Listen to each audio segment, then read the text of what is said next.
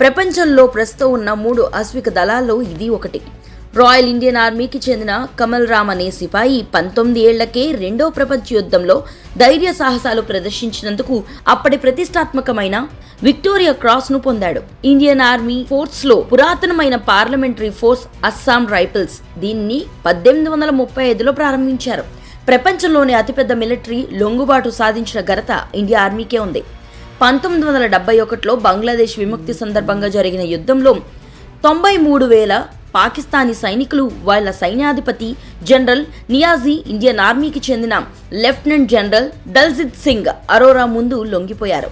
రెండో ప్రపంచ యుద్ధ సమయంలో జర్మనీ నియంత హిట్లర్ ఇండియన్ ఆర్మీలోని గూర్ఖా రెజిమెంట్ ను స్వాధీనం చేసుకుంటే బాగా లాభం ఉంటుంది అన్న కోరికను వెళ్లబుచ్చుకున్నాడు.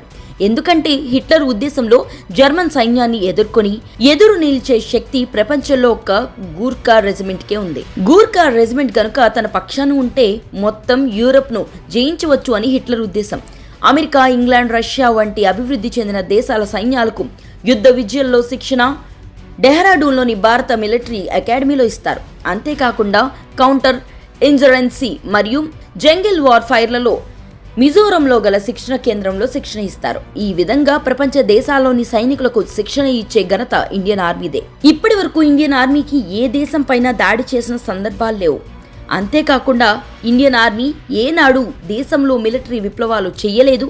రాజకీయాలకు ఏమాత్రం తావు లేనిది ఇండియన్ ఆర్మీ.